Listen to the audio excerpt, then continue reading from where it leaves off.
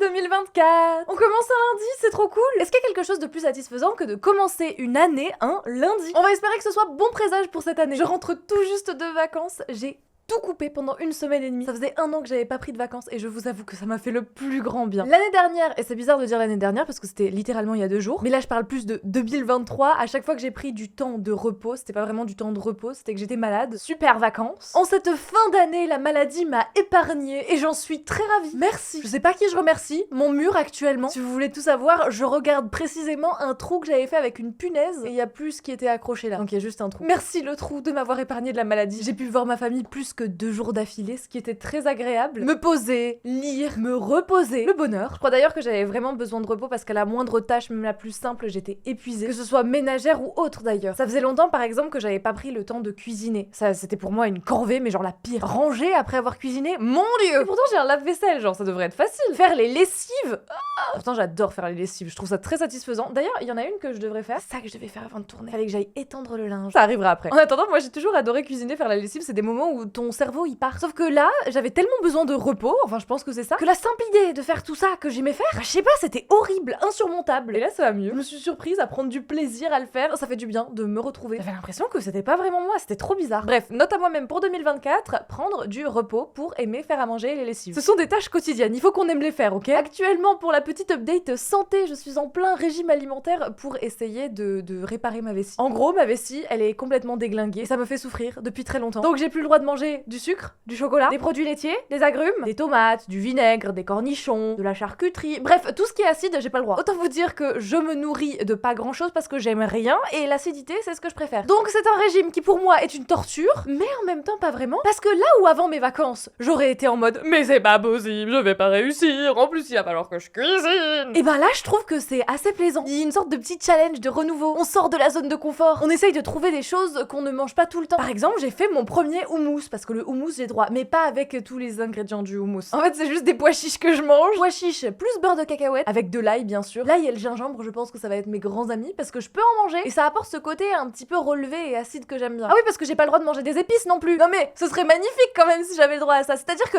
même les recettes que proposent les personnes véganes, généralement, elles sont toujours agrémentées d'épices pour donner du goût. Bah là, j'ai pas le droit. Donc il va falloir que je trouve un peu des choses à faire. Je me sens créative quoi. Après, on verra si la créativité n'était là que pendant les vacances et que la reprise va faire en sorte que je vais être en mode bah non, j'ai la flemme. Mais j'espère pas. Et au pire, si à un moment je me dis allez, j'ai plus d'énergie, et ben je vais prendre des vacances. Je pense que c'est la solution. Vous en pensez quoi? On prend des vacances en 2024? On se repose un peu? On est plus indulgent avec soi-même? C'est une bonne idée ça. Enfin 2022, je vous ai dit que l'année 2023 serait un test. Je vous propose donc aujourd'hui qu'on fasse une vidéo bilan. On a un peu commencé à la faire, j'avoue. Ça c'est censé être mon intro. Au total, j'ai sorti en 2023 134 vidéos et 24 shorts, ce qui est énorme, encore plus que l'an dernier. Enfin pas l'an dernier techniquement, du coup il y a 2 ans. Bon, c'était il y a 2 jours l'an dernier. Mais voyez ce que je veux dire. En 2022, je trouvais que j'avais sorti une quantité astronomique de vidéos, mais j'en ai sorti encore plus en 2023, c'est un truc de malade. Surtout que cette année, j'ai pas vraiment eu d'aide au montage. Je me suis débrouillée comme une grande et ça d'ailleurs ça va changer cette année. J'ai proposé un job étudiant à mon frère qui est des plus heureux. Mon frère va donc s'occuper du dérush. Qu'est-ce que c'est le dérush pour ceux qui ne savent pas? C'est quand on tourne une vidéo, généralement il y a des moments où on ne parle pas, il y a des blancs. Le dérush c'est juste d'enlever ces blancs. Donc c'est quelque chose qui est très bête et simple à faire. Ça demande concrètement aucune compétence, si ce n'est le fait de faire des cuts au bon moment et de pas couper trop court ni trop long pour éviter de se donner encore plus de travail après au montage. En attendant, je donne cette tâche chiante à faire et répétitive à mon frère pour que moi j'ai plus qu'à me concentrer sur le vrai montage. Vous savez, c'est mon frère qui avait fait une vidéo pour se foutre de ma gueule quand j'ai commencé YouTube, qui tapait sur mon bureau, que ça allait dans tous les sens. Bon, si vous êtes là depuis pas très longtemps, vous connaissez sûrement pas cette vidéo, mais s'il y a des gens qui me suivent depuis très longtemps, vous vous en souvenez sûrement. C'était une vidéo bon enfant, vous en faites pas, hein, c'était pas méchant. J'avais essayé pour me simplifier la vie un logiciel d'autocut, c'est-à-dire qui cut automatiquement tous les blancs, sauf que vu que j'ai 2 pistes vidéo, 2 pistes audio, autant vous dire que c'était chronophage et c'était un carnage. Surtout que mes vidéos sont assez longues quand je les tourne, donc bref, c'est pas quelque chose à donner à un logiciel pour moi. Le logiciel, ce sera donc mon frère. J'espère que ça va me permettre de me libérer un peu de temps. On verra ce que ça donne, si ça me convient, ce sera un petit peu l'essai de l'année. Là, je suis en train de lire des petites notes que je me suis faites pour ne pas oublier d'aborder des sujets. Du côté santé, comme je vous le disais tout à l'heure, bon, on n'a pas non plus énormément avancé, mais un peu quand même. Je sais que ma vessie est complètement déglinguée. C'est responsable donc de beaucoup de douleurs. Et je vous avoue que les douleurs à la vessie, vessie, c'est vraiment... c'est pas cool. Surprise d'ailleurs! La vessie, c'est pas facile à réparer. C'est pas tu prends un Doliprane et ça va mieux. Non, non, ça peut prendre jusqu'à 1 an. 1 an pendant lequel je vais sûrement devoir me restreindre alimentairement parlant parce que le but c'est quand même d'éviter d'avoir des agents irritants dans ma vessie qui pourraient encore plus l'indéglinguer. D'autant que rien n'est vraiment sûr. Y a pas vraiment de miracle en fait. C'est un organe vraiment chiant s'il est abîmé à réparer. Donc on va prier pour que mon corps soit assez puissant pour faire le nécessaire. Je garde espoir. Cette année, je me suis dit, tu te dégonfles pas. L'an dernier, j'étais épuisée. Dès que j'essayais d'avancer pour guérir, j'avais l'impression que c'était encore pire, donc ça me démoralisait, j'étais fatiguée. Cette année, je ne démoraliserai pas. On est fort, on va guérir, ok? 2024, ça commence un lundi et ce sera l'année de la guérison. Je l'ai dit, c'est moi qui décide. Ok? L'an dernier donc, il s'est passé pas mal de choses, mine de rien. On vous a annoncé avec Lucas qu'on était ensemble sur Instagram, avec cette magnifique série de photos, qu'on a par ailleurs refaite cette année au plus grand malheur des chatounes. J'ai découvert que les gens les plus proches de moi au niveau du travail étaient le pire entourage que j'aurais pu avoir, qui cherchait plus à me nuire qu'à m'aider, allez savoir la logique,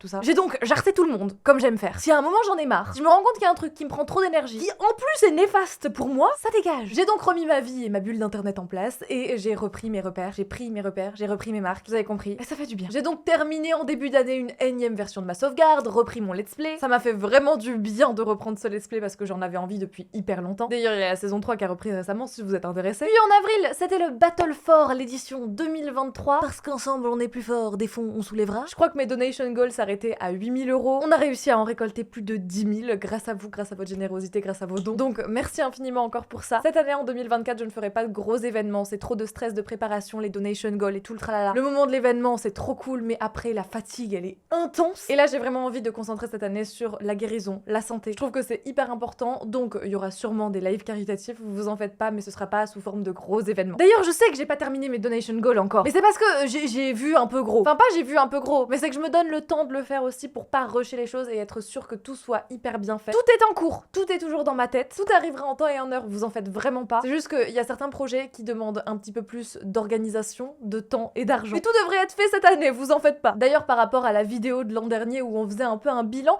j'ai pas acheté d'appartement. Je vous disais que j'avais envie de me prendre un petit studio sur Toulouse à rénover pour commencer les vidéos rénovation parce que j'ai toujours rêvé de faire de la rénovation. C'est pas pour tout de suite. Il y a plusieurs raisons à ça. Déjà vous avez vu les prix. On se moque de qui? Je préfère attendre un petit peu. On sait jamais comment le marché de l'immobilier va évoluer. Soit ça va un peu tomber, soit ça va encore augmenter, auquel cas je préfère avoir de l'argent de côté pour pouvoir potentiellement acheter un endroit où on pourra vivre. Mais encore une fois, tout ça reste assez hypothétique. Rénover, c'est mon rêve, donc vous en faites pas, ça arrivera un jour, je sais pas quand, un jour, on verra au moment venu, pas de pression, on va pas mettre la charrue avant les bœufs. S'il y a un truc qu'on retient de 2023, c'est qu'on a appris à vivre en x1. Vous savez, je vous ai montré que dans les Sims, c'était bien de prendre le temps, de regarder ses personnages, d'essayer de mettre le moins en x2 et x3 possible. Mon but, c'est d'essayer de faire la même chose dans la vraie vie. Chaque chose en son temps. C'est pas la peine de toujours vouloir presser les projets, de toujours vouloir avoir des projets, même si j'adore avoir des projets. Le fait de toujours vouloir faire plus, trop, au final, ça nous dessert plus que ça nous sert parce qu'on vit jamais vraiment. On est toujours dans le rush de quelque chose, dans le stress d'autre chose. Et c'est chiant. Cette année, on vit en x1. On se pose, on prend le temps de faire les choses, de parler, de discuter. On prend le temps de prendre le temps même. C'est important. Donc le projet immobilier est repoussé, mais il arrivera, ne vous en faites pas. Cette année, dans tous les cas, on va déménager avec Lucas. Enfin, j'espère. Je pense pas qu'on aura les moyens tout de suite d'acheter. On va essayer de se trouver un appartement à louer entre Nice et Nîmes. On aimerait bien se rapprocher de nos proches parce que actuellement, on est sur Toulouse et quand on a envie d'aller les voir, on a 5 heures de route. Donc autant vous dire qu'une fois là-bas, on est explosé, on profite pas vraiment. En plus, c'est un stress de tout organiser avant de partir pour les chatounes, pour tout le reste. Bref, donc on aimerait bien se rapprocher pour s'enlever un petit peu ce poids de putain, on doit aller les voir, mais on va profiter parce que c'est trop bien d'être là-bas et en même temps, on va pas vraiment profiter parce qu'on va être fatigué. Et ça va du coup être moins agréable que si on était wouhou!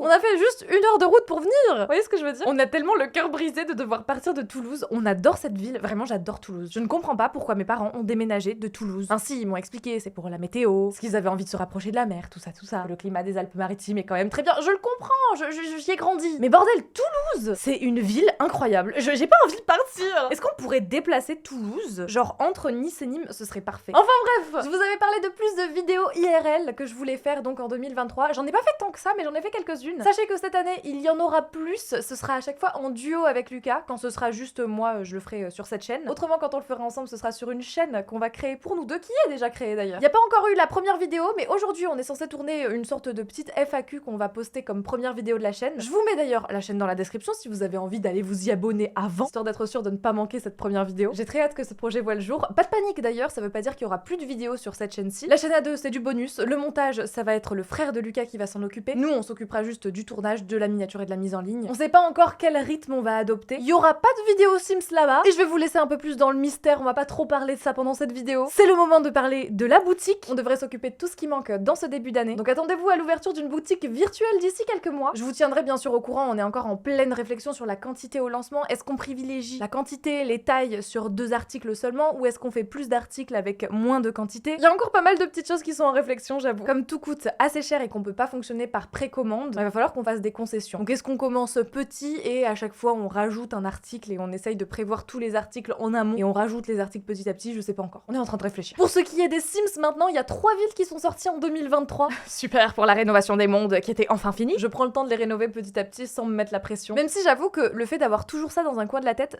j'aime pas ça. Donc même si j'y vais mollo, j'ai très hâte que ce soit terminé. Je suis contente aussi d'avoir pu lever mon blocage de construction, de pouvoir vous en proposer sur la chaîne. Certes, les vidéos sont divisées, mais au moins ça me permet de pouvoir créer petit à petit et de vous le partager. D'ailleurs, je suis super heureuse et reconnaissante d'avoir un code créateur. Ça permet quand même un revenu supplémentaire, ce qui est assez cool. Et ça faisait quelques temps qu'on attendait ça de la part de EA. Donc merci à tous ceux qui l'ont utilisé et tous ceux qui l'utiliseront. Sachez d'ailleurs qu'en ce moment, il y a toujours les promos d'hiver sur l'EA App. Je vous mets une vidéo qui vous précise tout ça là-haut si vous voulez aller la voir et si vous voulez en profiter. Si vous voulez d'ailleurs plus d'informations sur le code créateur, tout est dans la description et dans la vidéo aussi qui est là-haut. Pour finir donc cette petite vidéo, comment est-ce que je me sens sur YouTube? Écoutez, bien, j'ai réussi à reprendre le dessus sur tout, ma chaîne, mon contenu sur internet, à me jarter les boulets que j'avais au pied. J'ai même pu reprendre les plannings sur Twitch dans une ambiance vachement plus saine, plus décontractée, je me sens vachement mieux. Je pense d'ailleurs que vous pouvez le ressentir. Et ça va encore mieux après les vacances que je viens de passer et qui m'ont bien ressourcée. J'espère que vous êtes prêts pour 2024, puisse cette année être remplie de créativité et de projets. Merci à tous pour votre soutien au travers des années, on a évolué, grandi ensemble, et j'espère vraiment qu'on pourra continuer à s'épanouir aux côtés les uns des autres. Je vous souhaite une bonne journée et encore une fois, une année des plus grandioses, je l'espère. J'ai hâte de vous retrouver dans les commentaires et on se retrouve très vite pour commencer l'année avec nos petites vidéos Sims. Bye!